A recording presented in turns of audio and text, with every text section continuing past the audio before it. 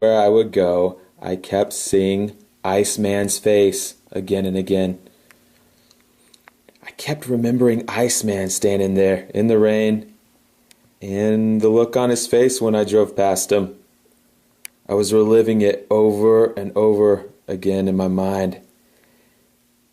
Every time I closed my eyes at night, I saw Iceman, and I thought about all the shitty things that happened to us growing up. And all the shitty things that happen to everyone else too. The Kingdom Hall was like a pain factory. A Ferris wheel where we would all take turns getting humiliated. I spent hours and hours remembering countless faces of people left broken and bleeding on the Kingdom Hall's wild ride. Oh yeah. You know, when I look back at my 29 years spent in the Jehovah's Witness high control, high pressure group, I can tell you what it feels like. It feels like a high-speed roller coaster with climbs and dives, always zooming ahead at top speed, but never actually going anywhere. After all, the track is a loop. Sunday, Tuesday, Thursday. And don't forget Saturday mornings. Yeah! Always zooming ahead. Always turning pages, brothers. Turn with me to Habakkuk 3:1. Turning pages. Now let's turn to Zephaniah 6:12. Turning pages. Now turn back to Habakkuk 3:1. And the speed of the roller coaster increases faster and faster. We're getting close to the end, friends. It's very close. We're in the final milliseconds of the last moment of the very last second. Yeah! Here we go. Increase in the field ministry. There are new books to study, friends. New magazines to place. Hot off the presses. And it keeps going faster and faster. Jerks and turns. People flying off right and left. And then comes that beautiful moment when the coaster takes a sharp turn and you go flying through the air. I literally went flying through the air, by the way. If you recall. Yeah!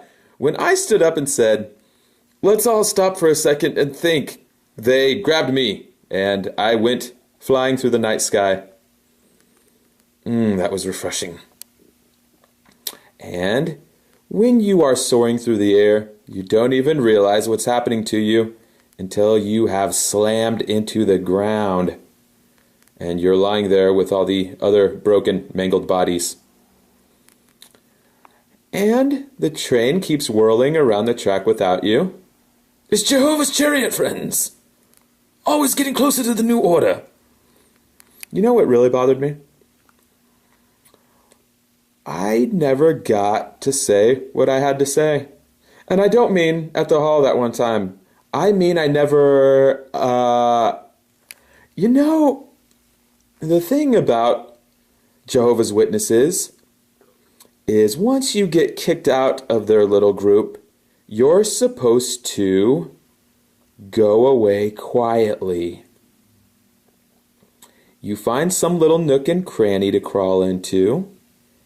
You live an immoral lifestyle of debauchery, but you do it quietly. You may bump into a service group at the gas station now and then, but you bow your head so as not to make eye contact. You know the rules. And once a year, you show up at the memorial Yes, you have a ponytail and a worldly person you're shacked up with now, but you have the respect to wear a clean, button-up shirt, not a suit and tie. That would incorrectly fit your status. You can't put on a suit until you get back in Jehovah's favor again. You will someday, years from now. The important thing is that you do not talk or smile while at the memorial, unless you're whispering something to your worldly girlfriend sitting next to you. Filling her in. She doesn't understand what's going on here.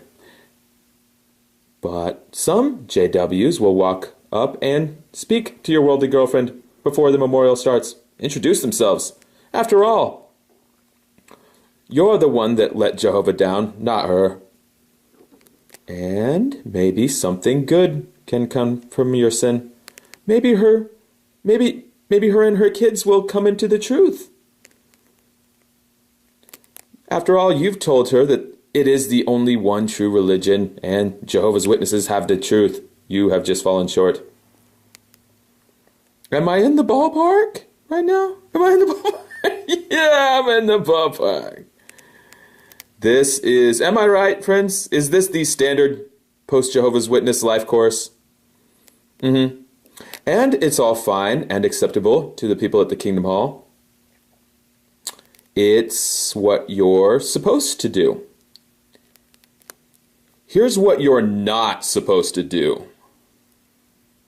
Talk about Jehovah's Witnesses. You are not supposed to tell outside worldly people about your life endured as a Jehovah's Witness. You are not allowed to tell outsiders about anything regarding the Jehovah's Witness life experience, other than what they've written for you in the brochures. And if you do dare to talk about your secret hidden life story as a Jehovah's Witness, you will incur their wrathful vengeance. Yeah! Yeah! Have you been watching the Anon Dude 2 judicial recordings, you guys?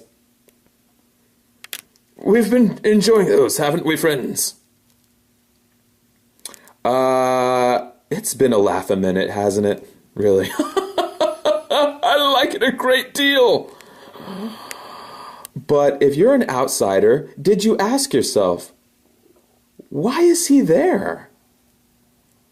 Why is Anon-Dutu facing judicial charges when all he did was turn on a webcam and start talking about his life? What are those men so angry about? No, we are not angry. We are just some guys talking to each other. So there is no reason to record this, Ethan. You don't have a recorder, do you? Because we are just some guys talking. But this is a judicial committee, so don't make light of it. Did you find it strange that these men seemed determined to charge him with the crime of talking about his mom? Now, there's a lot of teenagers on YouTube who turn on the camera and talk about their childhood and complain about their parents. They don't usually find themselves charged with a crime because of it, or facing 3 prosecutors in a closed-door trial. But did you notice, as fixated as these men were on the things Anon Dude said about his mom, they didn't seem at any point to ask if the things he said were true. And if they were true, how could telling a true story about your life be a sin? I'm just asking, friends, I don't know. I just think it's curious that people who have named themselves the truth, these men call themselves the truth. The people called the truth are interrogating someone for hours about statements they've made, and yet have yet to ask, yes, but was it true? I should look at this caption here. Elders encourage others handling the word of truth aright. Now, you've seen some video footage of the elders now, friends. Do you think the truth is what was on the elders' minds? Determining what's true? Seeking the truth? Yeah! I want to determine the truth, so that's why I talk to the elders. We're just men talking. Or what if it's not about something as profound as the truth? What if you're just talking about how you feel inside? Did you see the part where the elder goes, "Ethan, you keep saying in your videos, I think this or I feel that." And the elders hold that specific phrasing of words against him. And you may have wondered to yourself, how can a person's thoughts or feelings get turned into crimes? How can a person be in his own basement of his own house, in front of his own computer, on his own YouTube channel, talking to his own viewers, and he turns it on and he says, "Hey, I want to tell you about my life as a Jehovah's Witness and how it made me feel." And even if you were expressing doubts or questions, why would God be angry at you for that? Why would anyone get angry at you for that? Well, people from the Watchtower Society will get angry at you for that. And that's why a lot of people who used to be in the Kingdom Hall will go away quietly and stay out of sight. Because if you do start talking about your life and what happened to you, Jehovah's Witnesses will come after you. They will go to war with you. And if you have loved ones in the hall still, there may be collateral damage. And it's not worth it. So a lot of people just keep their head down and slink away. That's what Iceman did. He internalized the pain, tried to push it out of his mind. He's in his 30s now. He knows that the Watchtower Corporation fucked him up. He wasn't born Iceman. He was born a normal boy. And he got turned into Iceman at the Kingdom Hall. The Kingdom Hall! To dress for the meeting is Thursday night. Step in the Kingdom Hall. But here's the thing. Once Jehovah's Witnesses are finished with you, once the Watchtower Society has chewed you up and they spit you out, they want you to apologize to them. After the Watchtower hamster wheel machine has left you sick and exhausted and you can't go any further, they tell you it's your fault. They haul you into a judicial room and charge you with the crime of failing them. And the best you can hope to do is endure the humiliation and disappointed faces frowning at you and go and try to start some kind of new life somewhere away from the seeing eyes of the Watchtower people. And you keep quiet about the past and just try to pretend like none of it ever happened. Here's the problem I had in 2011. I didn't want to pretend like none of it ever happened. They took my childhood from me. They made me go door to door with their magazines while other kids played. They used me. They told me lies. They manipulated my mind, tricked me into lying to others, coerced me into making life decisions they knew would harm me. And when it was all over, they stripped me of my identity, stripped me of my good name, stripped me of all my friends, and now they want to strip me of my right to talk about it?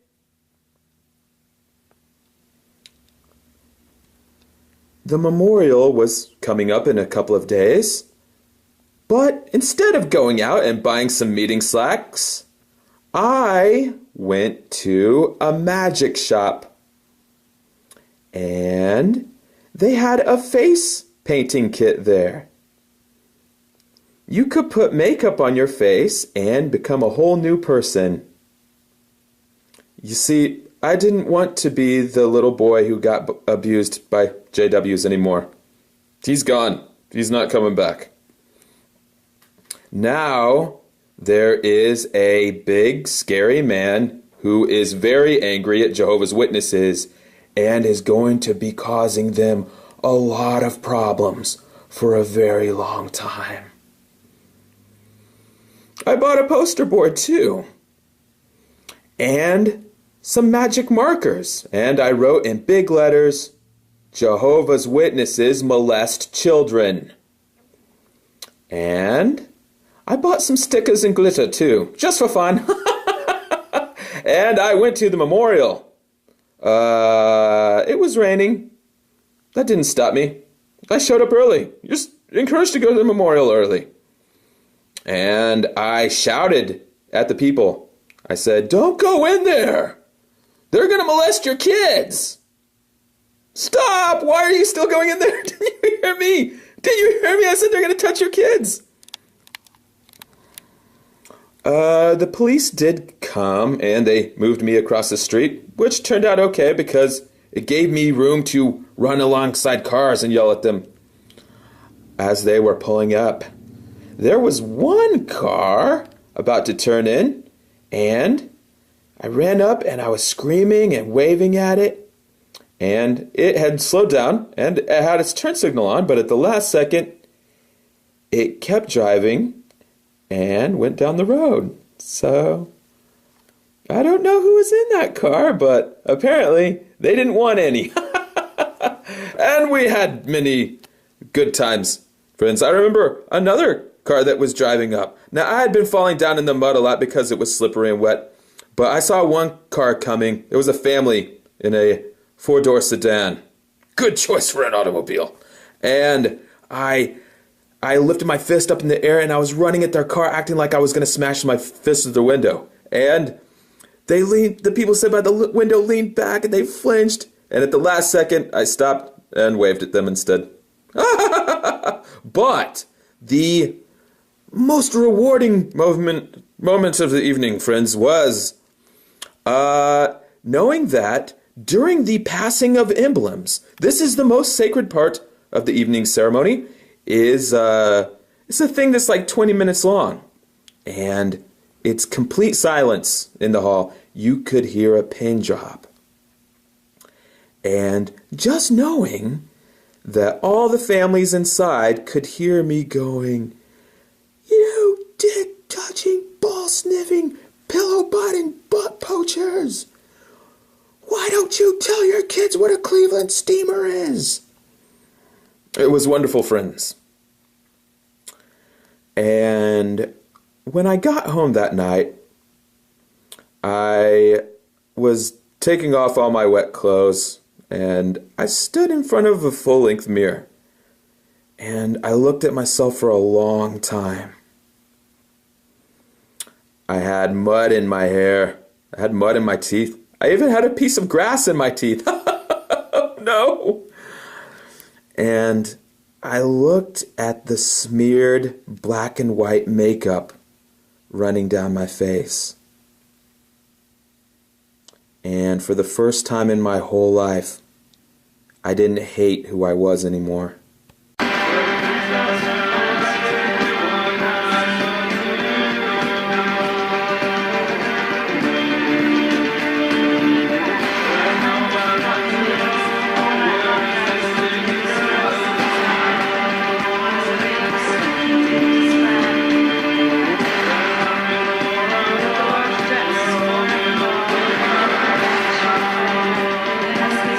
Moment when the coaster takes a sharp turn and you go flying through the air.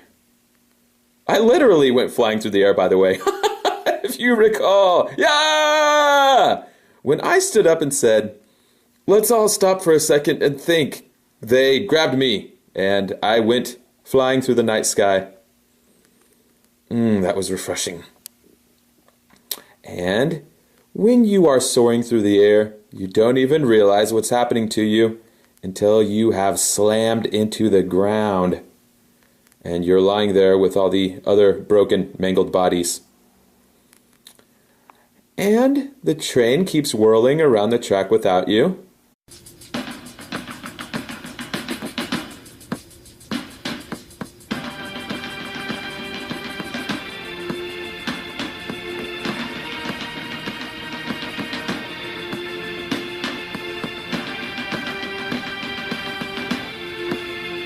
Where I would go, I kept seeing Iceman's face again and again. I kept remembering Iceman standing there in the rain and the look on his face when I drove past him. I was reliving it over and over again in my mind. Every time I closed my eyes at night, I saw Iceman, and I thought about all the shitty things that I can tell you what it feels like. It feels like a high-speed roller coaster with climbs and dives, always zooming ahead at top speed, but never actually going anywhere.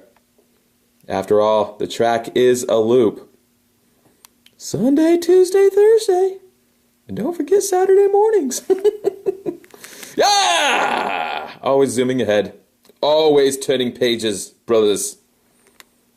Turn with me to Habakkuk 3:1. Turning pages, turning pages. Now let's turn to Zephaniah 6:12. Turning happened to us growing up, and all the shitty things that happened to everyone else too. The Kingdom Hall was like a pain factory.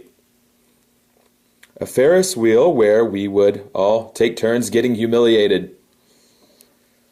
I spent hours and hours remembering countless faces of people left broken and bleeding on the Kingdom Hall's wild ride. Oh yeah. You know, when I look back at my 29 years spent in the Jehovah's Witness high control, high pressure group, pages. Now turn back to Habakkuk 3:1. And the speed of the roller coaster increases faster and faster. We're getting close to the end, friends. It's very close. We're in the final milliseconds of the last moment of the very last second. Yeah! Here we go. Increase in the field ministry. There are new books to study, friends. New magazines to place. Hot off the presses. And it keeps going faster and faster. Jerks and turns. People flying off right and left. And then comes that beautiful moment.